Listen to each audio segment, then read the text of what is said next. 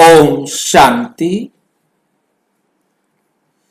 11 अप्रैल 2026 आज की साकार मुरली रंगीन बड़े बड़े अक्षरों में पढ़ें, सुने और मंथन करें। हम प्रतिदिन प्रातः 4 बजे, 6 बजे, शाम को 4 बजे, 8 बजे 4 बार मुरली मंथन करते हैं। आप सभी भी इस मुरली मंथन में साथी व सहयोगी बन सकते हैं, जिसके लिए इसी वीडियो के डिस्क्रिप्शन बॉक्स में गूगल मीट का लिंक दिया हुआ है, जिसके द्वारा आप जब भी सुविधा हो जुड़ सकते हैं। इस लिंक को आपने वहां से कॉपी करना है और ब्राउजर में पेस्ट करेंगे तो खुल जाएगा, और यदि आप कहीं आप उसे सेव कर लेते हो तो उसे क्लिक करेंगे तो हर बार वहां क्लिक किया और जुड़ जाएंगे। यदि आपको फिर भी जुड़ने में कठिनाई हो रही है तो आप इसी वीडियो जो सामने देख रहे हो उसमें नीचे चलती हुई लाइन में व्हाट्सएप नंबर देख रहे हैं, उस पर मैसेज करके आप लिंक मंगा सकते हैं, प्रश्न पूछ सकते हैं, आपका कोई सुझाव है तो वो सुझाव भी दे सकते हैं। इसके साथ हम प्रतिदिन मुरली का प्रश्न उत्तरी फॉर्म भेजते हैं, जिस पर आप अपने प्रश्नों के उत्तर देकर तुरंत अपने उत्तर प्राप्त करके अपने आप को मुरली रिवाइज कर सकते हैं, क्योंकि मेन पॉइंट्स उसमें रिवाइज हो जाते हैं। यदि आपको नहीं मिल रहा है तो व्हाट्सएप पर आप लिखकर भेजेंगे तो हम आपके पास भेज देंगे। उसके साथ हम एक ईश्वरीय ज्ञान खजाना भी भेजते हैं, जिसके द्वारा आप हमारी वेबसाइट पर उन सभी वीडियोस को PDF, HTML और ऑडियो, वीडियो और भी सारा खजाना आपके पास होता है। आप उसमें जो भी आपको पसंद आए, देखें, अच्छा लगता है, आप सेवा करने के लिए वो भेज सकते हैं। और पर ये मुरली का जो प्रश्न उत्तर है वो भी आप सबके पास भेज सकते हैं, सभी इसमें भर सकते हैं। अच्छा, ओम शांति। आज की साकार मुरली का सार। मीठा मीठा बाबा कहते मीठे बच्चे, अंतर्मुखी बच्चे बच्चे ज्ञान रूप अवस्था में रहकर इन महावाक्यों को, अंतर्मुखी बच्चे बच्चे ज्ञान रूप अवस्था में रहकर, ज्ञान रूप अवस्था, क्योंकि मुरली को सुनते वक्त ज्ञान रूप अवस्था, ये बात बहुत गुह्य है। जब हम ज्ञान ले रहे हैं तब भी हमारी अवस्था क्या हो? ज्ञान रूप हो। इन महावाक्यों को धारण करो। इन महावाक्यों को क्या करना है? हमें धारण करना है। इन महावाक्यों को धारण करो, तब अपना व अन्य आत्माओं का कल्याण कर सकेंगे। तब जो है अपना व अन्य आत्माओं का कल्याण कर सकेंगे। हम अपना भी कल्याण कर सकेंगे और दूसरों का भी कल्याण कर सकेंगे। दादियों की डायरी से प्रश्न है, सर्वोत्तम सच्ची सर्विस कौन सी है? सबसे ऊंची, सबसे अच्छी सर्विस कौन सी है? यथार्थ सर्विस का सूक्ष्म और महीन राज क्या है? सर्वोत्तम सर्विस कौन सी है? यथार्थ सर्विस का सूक्ष्म और महीन राज क्या है? सूक्ष्म भी और महीन राज क्या है? गुह्य राज क्या है? सर्वोत्तम सच्ची सर्विस कौन सी है? सबसे ऊंची, जो सबसे उत्तम है, वो सर्विस कौन सी है? और यथार्थ सर्वोत्तम सर्विस है, स्व का कल्याण करे और विश्व का भी कल्याण करे, स्वयं का भी कल्याण अपनी करना। हर सांस, जब हर हम सांस, हर जगह बाबा के प्यार का अनुभव करना है। जब किसी से कोई भूल होती है तो उसे सावधान करने के साथ सूक्ष्म रीति से अपनी योग शक्ति उन तक पहुंचाकर उनके अशुद्ध संकल्पों को भस्म करना। सर्वोच्च सेवा क्या है? किसी भी आत्मा से कोई भूल होती है तो उसे सावधान करने के साथ साथ, उसे सावधान करना है, उसके साथ साथ सूक्ष्म रीति से अपनी योग शक्ति उन तक पहुंचाकर उनके अशुद्ध संकल्पों को भस्म करना। यही सर्वोत्तम सच्ची सर्विस है। यही सबसे ऊंची सर्वोत्तम सर्विस है। साथ साथ अपने ऊपर भी अटेंशन देना। साथ साथ हमें क्या करना है? अपने ऊपर भी अटेंशन देना। उसकी तो सेवा करनी है, परंतु हमने अपनी भी सेवा साथ साथ करनी है। अपने ऊपर हमें अटेंशन देना है कि मनसा में भी कोई अशुद्ध संकल्प उत्पन्न ना हो, जिसके कारण हम भी दुखी हुए और दूसरे को भी दुख देंगे। दुख देने का कोई भी संकल्प हमारी बुद्धि में उत्पन्न ना हो। इसमें खुद भी सावधान रहना और दूसरों प्रति ऐसी दिव्य सर्विस करना। खुद भी सावधान रहना और ऐसी दिव्य सर्विस दूसरों प्रति करना, यही सर्विस का सूक्ष्म और महीन राज है। यही सेवा का सूक्ष्म भी और महीन राज है। क्या करना है हमें? अपनी भी सेवा करनी है, दूसरों की भी सेवा करनी है, ऐसी दिव्य सर्विस करनी है। ओम शांति।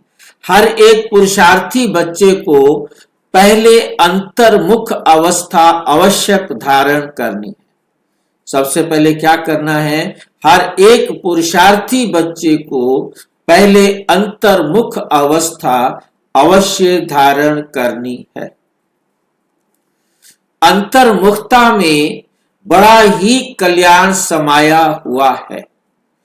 इस अवस्था से ही अचल, स्थिर, धैर्यवत, निर्माण चित्त आदि देवी गुणों की धारणा हो सकती है तथा संपूर्ण ज्ञानमय अवस्था प्राप्त हो सकती है। अंतर्मुख ना होने के कारण वह संपूर्ण ज्ञान रूप अवस्था नहीं प्राप्त होती, क्योंकि जो भी कुछ महावाक्य सन्मुख सुने जाते हैं, जो कुछ भी महावाक्य सन्मुख सुने जाते हैं, अगर उसे गहराई में जाकर ग्रहण नहीं करते, सिर्फ उन महावाक्यों को सुनकर रिपीट कर देते हैं, तो वे महावाक्य वाक्य हो जाते। महावाक्य से वाक्य हो जाना मतलब एक साधारण वाक्य बन जाते हैं। उनकी कोई वैल्यू नहीं, उनकी महानता खत्म हो जाती है। कब खत्म हो जाती है? जी बीच बीच में आवाज कट रही है, समझ में नहीं आ। अभी भी आवाज कट रही है तो ड्रामा पहली आवाज तेज कर दो। क्या कर दूं? आवाज को क्या कर दूं? भाषा तो अच्छी से सुनाई देगी। नहीं, क्या करूं मुझे बताओ ना।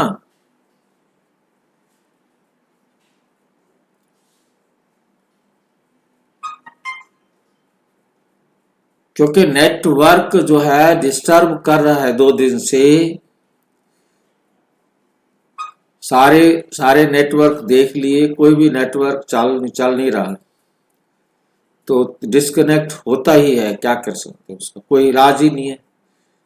अभी आधा अधूरा नेटवर्क मिल रहा है, आगे तो पता नहीं ये भी नहीं मिलेगा। जो भी कुछ महावाक्य सन्मुख सुने जाते हैं, अगर उसे गहराई से गहराई में जाकर ग्रहण नहीं करते, सिर्फ उन महावाक्यों को सुनकर रिपीट कर देते, और खाली रिपीट करने से वाक्य की कोई वैल्यू नहीं। पहले हम उसे अपने जीवन में धारण करें, फिर उनको दूसरों से कहें, तो उसमें ताकत आती है, वो महावाक्य बनते हैं। बिना अपने जीवन में धारण किए सिर्फ कहेंगे, वो वाक्य होंगे, वो महावाक्य नहीं। अगर उसे गहराई में जाकर ग्रहण नहीं करते, सिर्फ उन महावाक्यों को सुनकर रिपीट कर देते हैं, तो वह महावाक्य वाक्य हो जाते। जो ज्ञान रूप अवस्था में रहकर महावाक्य नहीं सुने जाते, उन महावाक्यों पर माया का परछाया पड़ जाता है। उन महावाक्यों पर माया का परछाया पड़ जाता है। अब ऐसी माया के अशुद्ध वाइब्रेशन से भरे हुए महावाक्य सुनकर सिर्फ रिपीट करने से खुद सहित औरों का कल्याण होने के बदले अकल्याण हो जाता है।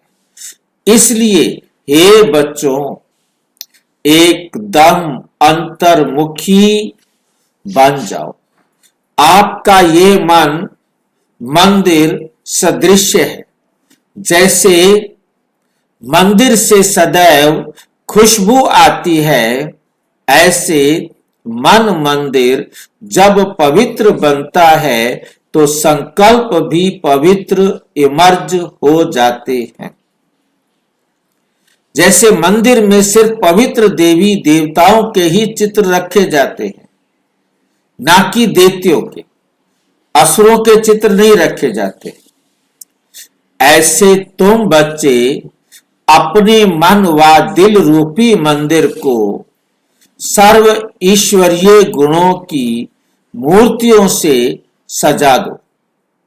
वे गुण हैं निर्मोह, निर्लोभ, निर्भय, धैर्यवत, निरहंकार आदि आदि।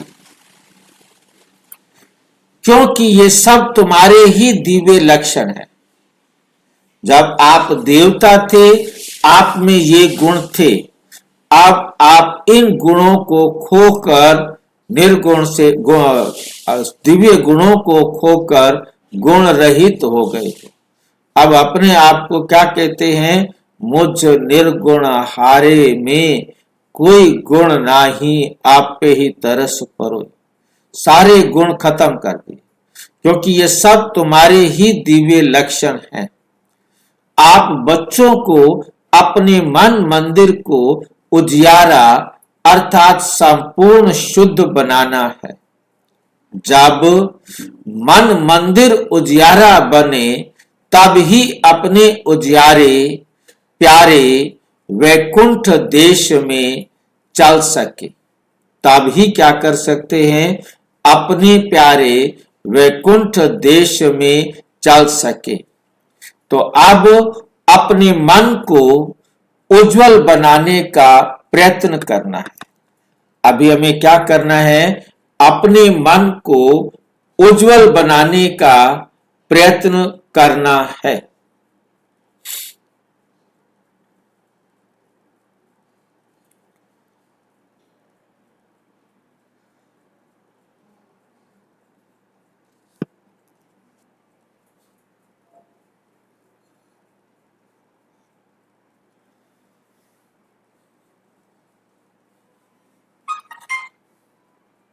तथा मन सहित विकारी कर्म इंद्रियों को वश करना है, परंतु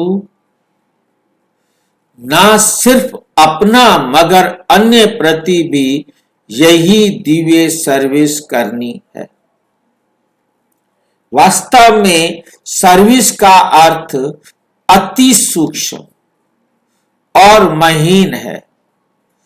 ऐसा नहीं कि किसी की भूल पर सिर्फ सावधान करना इतने तक सर्विस है, परंतु नहीं, उनको सूक्ष्म रीति अपने योग की शक्ति पहुंचाएं, उनके अशुद्ध संकल्प को भस्म कर देना, यही सर्वोत्तम सच्ची सर्विस है। और साथ साथ अपने ऊपर भी अटेंशन रखना है, ना सिर्फ वाचा अथवा कर्मणा तक, मगर मनसा में भी कोई अशुद्ध संकल्प उत्पन्न होता है तो उनका वाइब्रेशन अन्य के पास जाए, सूक्ष्म रीति कल्याण करता है।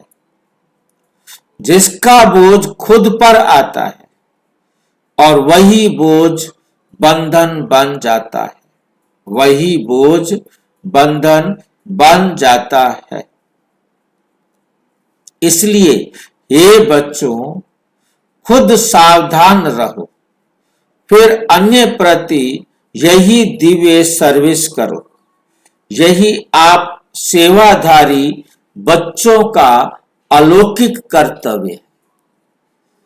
ऐसी सर्विस करने वालों को फिर अपने प्रति कोई भी सर्विस नहीं लेनी है। बल कभी कोई अनायास भूल हो भी जाए तो उसे अपने बुद्धि योग बल से सदैव के लिए करेक्ट कर देना है। ऐसा तीव्र पुरुषार्थी थोड़ा भी इशारा मिलने से शीघ्र महसूस करके परिवर्तन कर लेता है और आगे के लिए अच्छी रीति अटेंशन रख चलता है।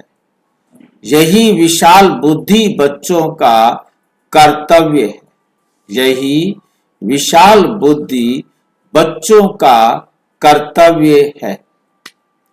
हे मेरे प्राणों, परमात्मा द्वारा रचे हुए इस अविनाशी राजस्व ज्ञान यज्ञ प्रति तन मन धन को संपूर्ण रीति से स्वाहा करने का राज बहुत महीन है। जिस घड़ी आप कहते हो कि मैं तन मन धन सहित यज्ञ में स्वाहा अर्थात अर्पण हो मर चुका, उस घड़ी से लेकर अपना कुछ भी नहीं रहता। उसमें भी पहले तन मन को संपूर्ण रीति से सर्विस में लगाना है। जब सब कुछ यज्ञ अथवा परमात्मा के प्रति है तो फिर अपने प्रति कुछ रह नहीं सकता। धन भी व्यर्थ नहीं गंवा सकते, मन भी अशुद्ध संकल्प विकल्प तरफ दौड़ नहीं सकता, क्योंकि परम आत्मा को अर्पण कर दिया। अब परमात्मा तो है ही शुद्ध शांत स्वरूप, इस कारण अशुद्ध संकल्प स्वतः शांत हो जाते।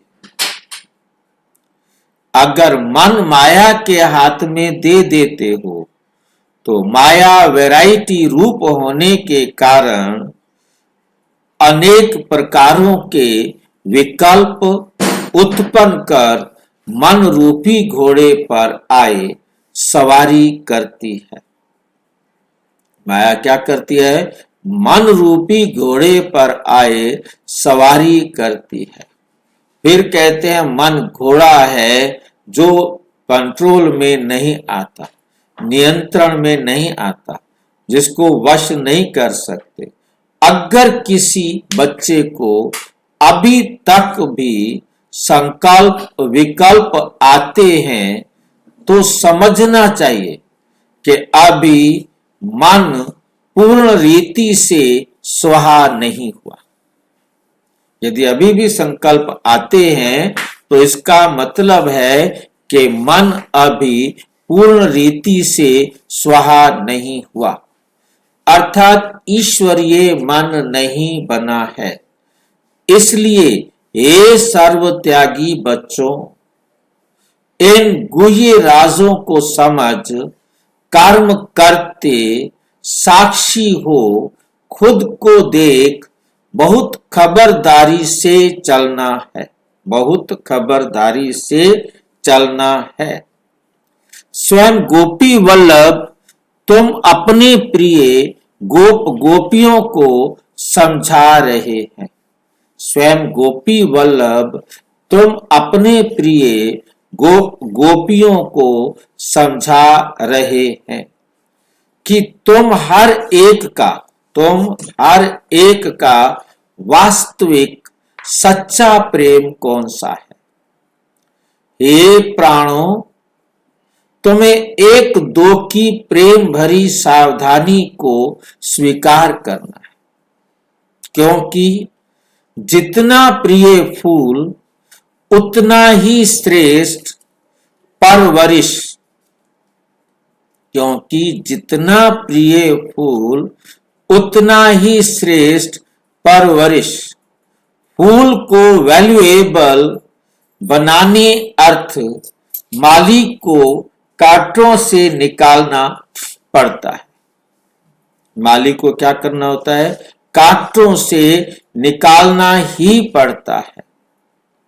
वैसे तुम्हें भी जब कोई सावधानी देता है तो समझना चाहिए। क्या समझना चाहिए?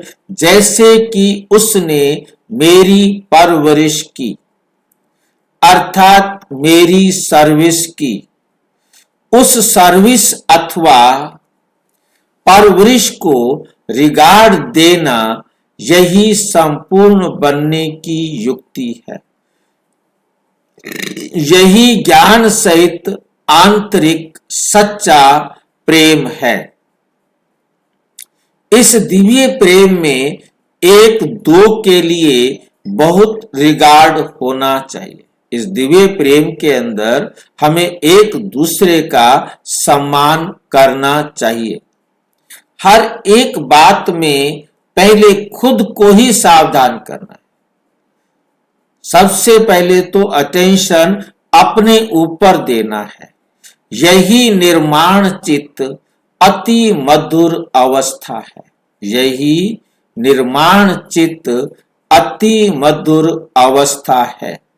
ऐसे प्रेम पूर्वक चलने से तुम्हें जैसे यहां ही वे सतयुग के सुहावने दिन आंतरिक महसूस होंगे, वहां तो ये प्रेम नेचुरल रहता है।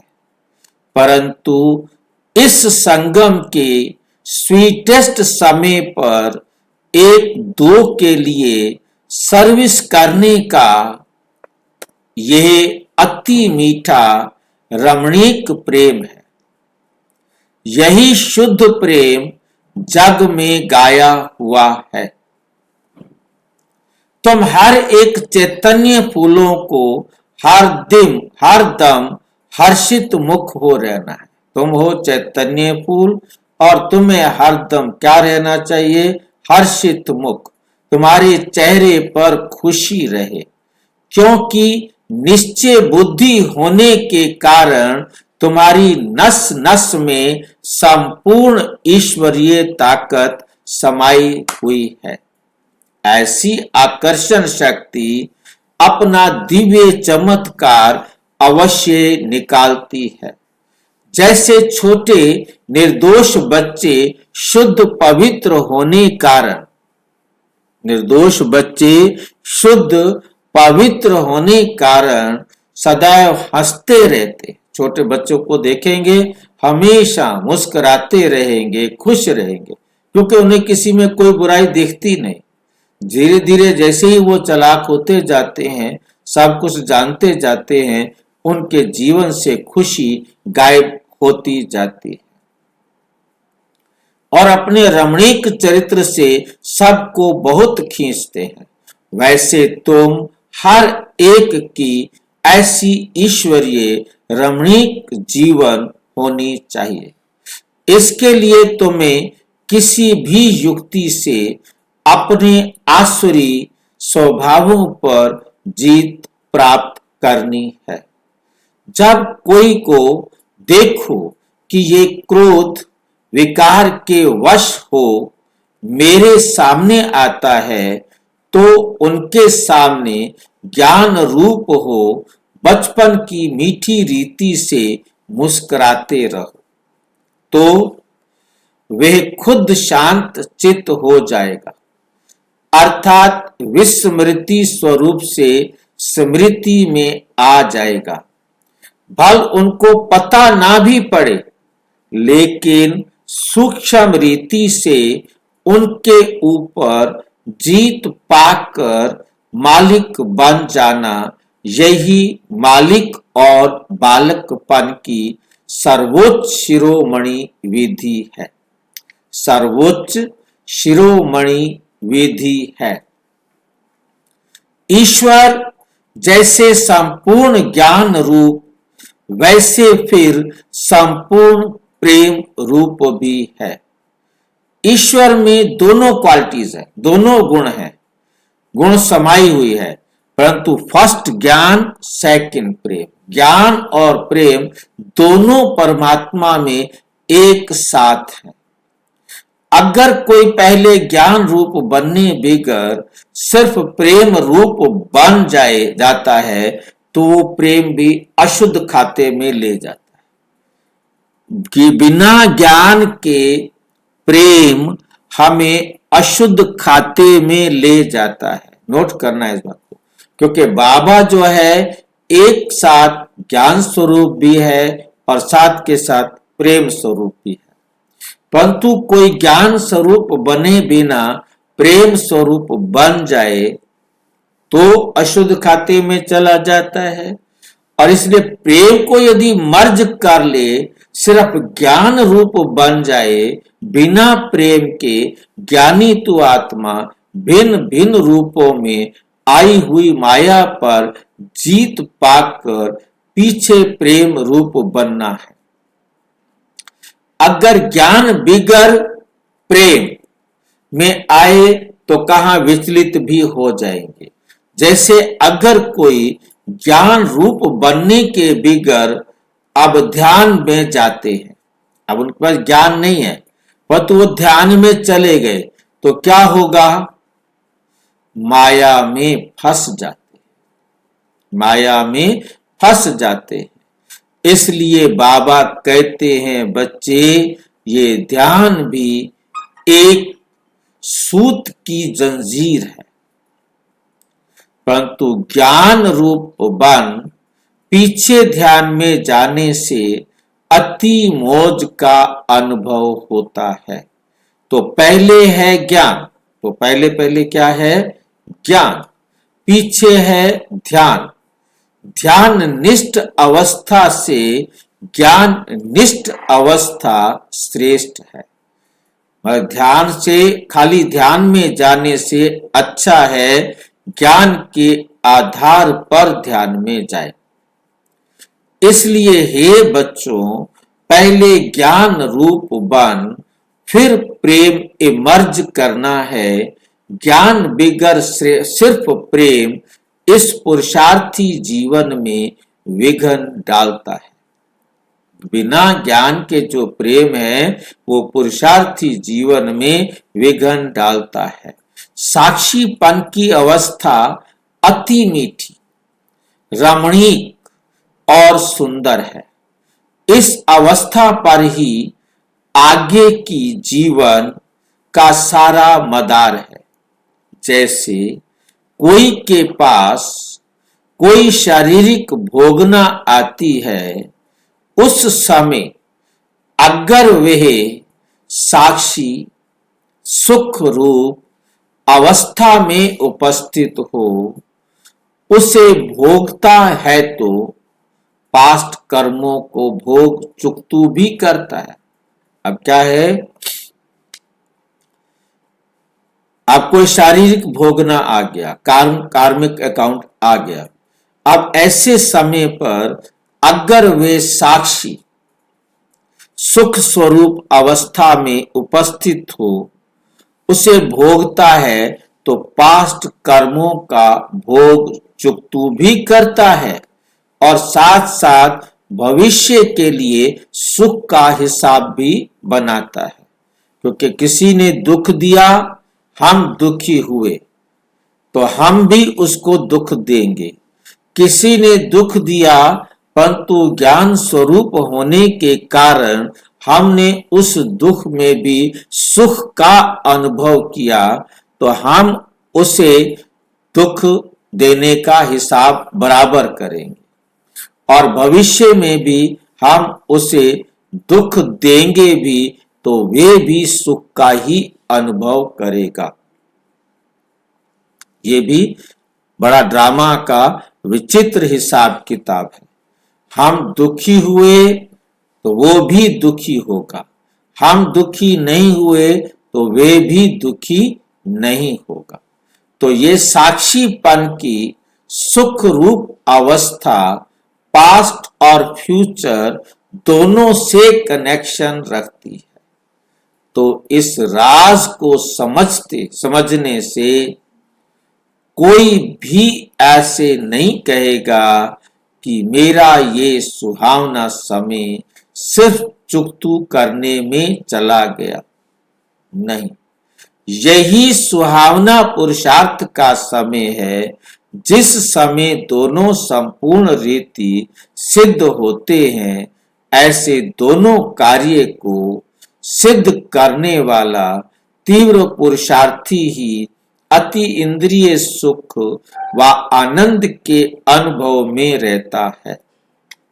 इस वैरायटी विराट ड्रामा की हर एक बात में तुम बच्चों को संपूर्ण निश्चय होना चाहिए, क्योंकि ये बना बनाया ड्रामा है, बिल्कुल वफादार है।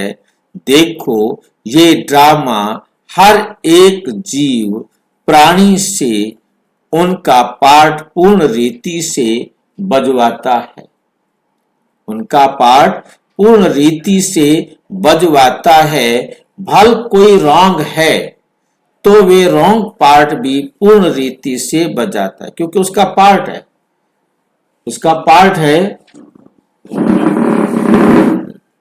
लाइट बंद करने का आया था। लाइट आप तो मुरली का आवाज आएगा। आप गुजरात से हैं? नहीं, यहीं से। तो एक वरदान सुना देता हूँ। वरदान सुना के वो भी विस्तार बाबा ने अनगिनत वरदान सब कराए। भल कोई रॉन्ग है तो वे रॉन्ग पार्ट भी पूर्ण रीति से बजाता है। ये भी ड्रामा की नून है, क्योंकि जिसका पार्ट लिखा हुआ है ड्रामा में, वो अपने पार्ट को एक्यूरेट बजाएगा। रॉन्ग पार्ट है तो रॉन्ग भी बजाएगा, राइट पार्ट है तो राइट भी बजाएगा। इसलिए बाबा ने हमें समझा दिया है, right is right but wrong is also right.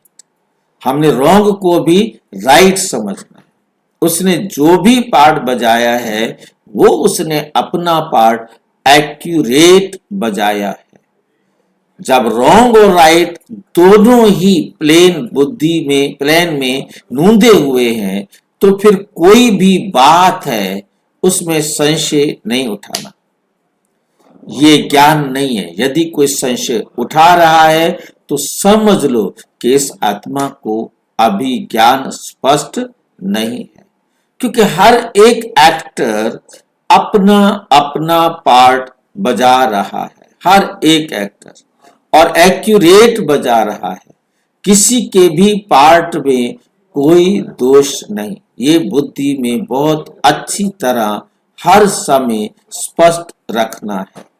जैसे बाइस्कोप में अनेक भिन्न भिन्न नाम रूपधारी एक्टर्स अपनी अपनी एक्टिंग करते हैं। फिल्म होती है, उसमें हर एक एक्टर अपनी अपनी एक्टिंग करते हैं, तो उनको देख किस से नफरत आवे और किस से हर्षित होवे, ऐसे नहीं होता।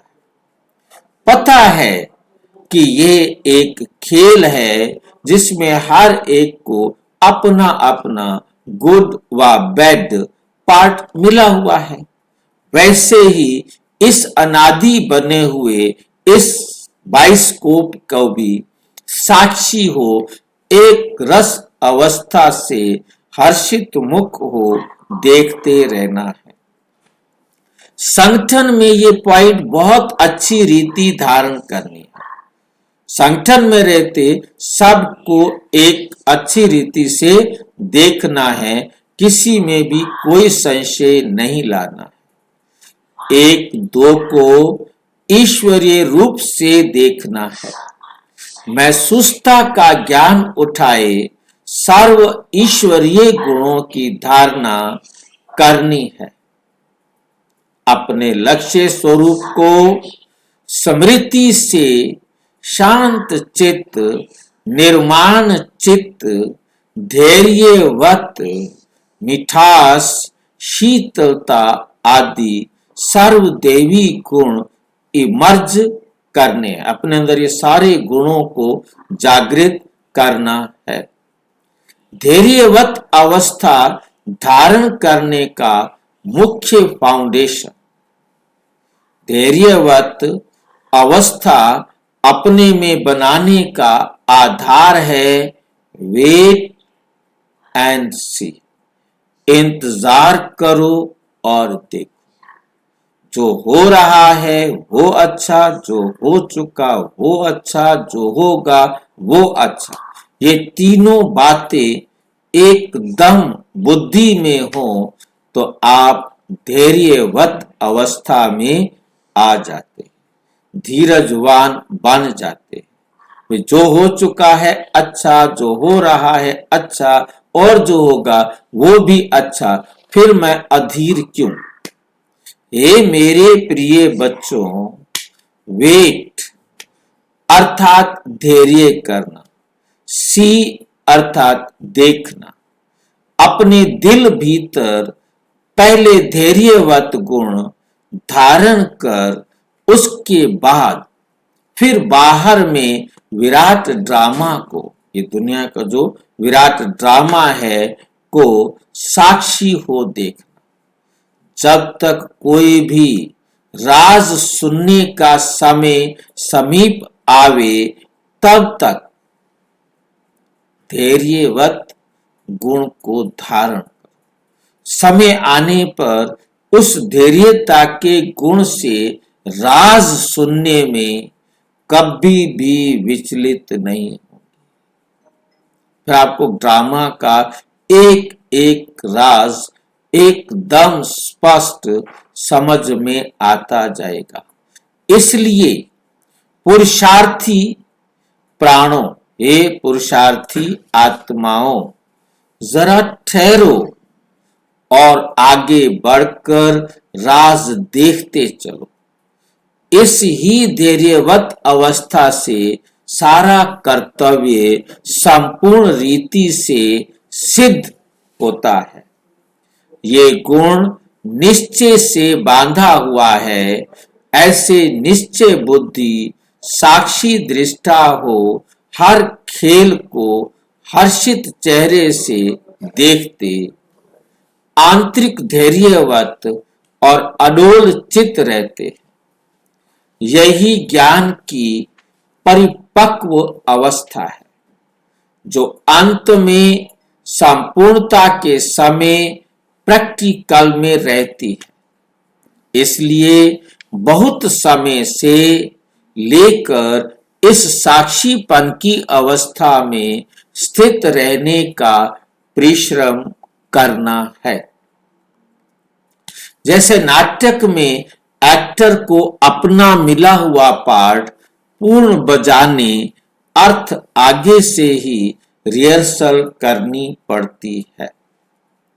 वैसे तुम प्रिय फूलों को भी आने वाली जो भारी परीक्षाएं हैं में योग बल द्वारा पास होने के लिए आगे से ही रिहर्सल पहले से ही रिहर्सल करनी है, क्योंकि बाद में तो समस्याएं आएंगी, पर तो उसकी तैयारी तो अभी से करनी है। लेकिन बहुत समय से लेकर अगर ये पुरुषार्थ किया हुआ नहीं होगा तो उस समय घबराहट में फेल हो जाएंगे। इसलिए पहला अपना ईश्वरीय फाउंडेशन पक्का रख दैवी गुण धारी बन जाना है। दैवी गुण धारण करके तैयार हो जाना है। ज्ञान स्वरूप स्थिति में स्थित रहने से स्वतः शांत रूप में स्थित होंगे। शांत रूप अवस्था हो जाती है। जब ज्ञानी तु आत्मा बच्चे इकट्ठे बैठकर मुरली सुनते हैं तो चारों तरफ शांति का वायुमंडल बन जाता है। शांति का वायुमंडल बन जाता है, क्योंकि वे कुछ भी महावाक्य सुनते हैं तो आंतरिक डीप चले जाते हैं। डीप जाने के कारण आंतरिक उन्हों को शांति की मीठी महसूसता होती है। अब इसके लिए कोई खास बैठकर मेहनत नहीं करनी, परंतु ज्ञान की अवस्था में स्थित रहने से ये गुण अनायास आ जाता है। तुम बच्चे जब सवेरे सवेरे उठकर एकांत में बैठते हो तो शुद्ध विचारों रूपी लहरें उत्पन्न होती है। उस समय बहुत उपराम अवस्था होनी चाहिए। फिर अपने निज शुद्ध संकल्प में स्थित होने से अन्य सब संकल्प आप पे ही शांत हो जाएंगे। और जब शांत हो जाएंगे तो मन अमन हो जाएगा। मन अमन मतलब अब मन का मतलब है उसमें संकल्प उठते रहे। अब जब संकल्प ही उठना बंद हो गया तो क्या बन गया? वो अमन। अब वो मन ही नहीं रहा, क्योंकि मन तब तक है जब तक उसमें संकल्प है। इसलिए अमन का अर्थ हो गया संकल्प शून्य अवस्था, क्योंकि मन भी शांत। और मन कब शांत होता है? जब वो देह से अलग होता है। जब हम स्वयं को ये महसूस करेंगे कि मैं आत्मा इस देह से अलग हूं, तब मन अमन हो जाता है। क्योंकि मन को वश करने अर्थ भी कोई ताकत तो अवश्य चाहिए। इसलिए पहले अपने लक्ष्य स्वरूप के शुद्ध संकल्प को धारण करो।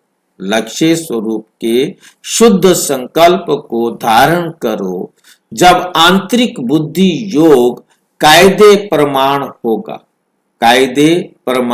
होगा तो तुम्हारी ये निर्संकल्प अवस्था स्वतः हो जाएगी। अच्छा मीठे मीठे ज्ञान गुलजारी, ज्ञान सितारों प्रति याद प्यार, गुड मॉर्निंग और नमस्ते। हम बच्चों की भी बाप दादा को नमस्ते नमस्ते नमस्ते। धारणा के लिए मुख्य सार नंबर 1, अपने लक्ष्य स्वरूप की स्मृति से शांत चित्त, निर्माण चित्त, धैर्यवत, मिठास, शीतलता आदि सर्वदेवी गुण धारण करने हैं। नंबर 2, निश्चय बुद्धि साक्षी दृष्टा हो इस खेल को हर्षित चेहरे से देखते आंतरिक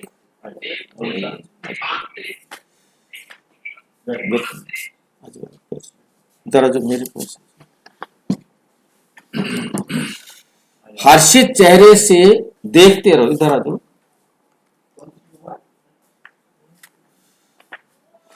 इस खेल को हर्षित चेहरे से देखते आंतरिक धैर्यवत और अडोल चित्त रहना है। बहुत समय से लेकर इस साक्षीपन की अवस्था में स्थित रहने का पुरुषार्थ करना है। वरदान है, एक ही रास्ता और एक ही रिश्ता रखने वाले संपूर्ण फरिश्ता भाव।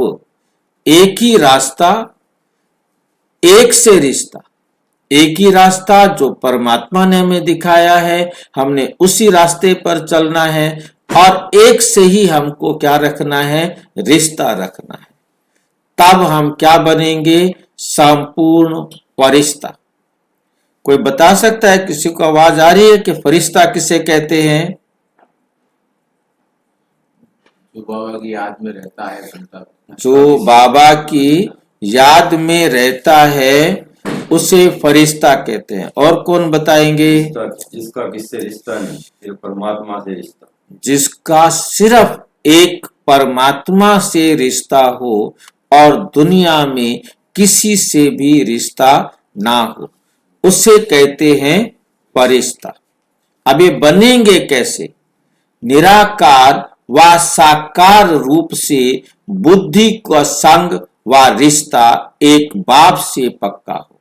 निराकार व साकार रूप से, निराकार मतलब आत्मा का और साकार माना शरीर, और आत्मा में परमपिता परमात्मा से और साकार में ब्रह्मा। साकार रूप से बुद्धि का संग व रिश्ता एक बाप से पक्का हो तो फरिश्ता बन जाए। और दुनिया में किसी से भी रिश्ता नहीं हो। जिनके सर्व संबंध, सारे संबंध, कहते थे हम, तुम ही हो माता पिता, तुम ही हो बंधु सखा, तुम ही हो, तुम्हारे से तुम ही हमारे सब कुछ हो। तो आज परमात्मा कहते अपने सारे रिश्ते एक मेरे साथ ही रखो, वही सदा फरिश्ते हैं। जैसे गवर्नमेंट रास्ते में बोर्ड लगा देती है कि ये रास्ता बंद है, उस रास्ते से कोई नहीं जाता, ऐसे सब रास्ते अब अपने बंद कर दो। बस बुद्धि में एक ही बिठा दो कि मुझे बाबा की श्रीमत पर ही चलना है, कि पहले सब रास्ते बंद करो, इससे सहज फरिश्ता बन जाएंगे। स्लोगन है, सदा सेवा के उमंग उत्साह में रहना यही माया से सेफ्टी का साधन है। यही माया से सेफ्टी का साधन है। ये अव्यक्त इशारे महान बनने के लिए मधुरता और नम्रता का गुण धारण करो।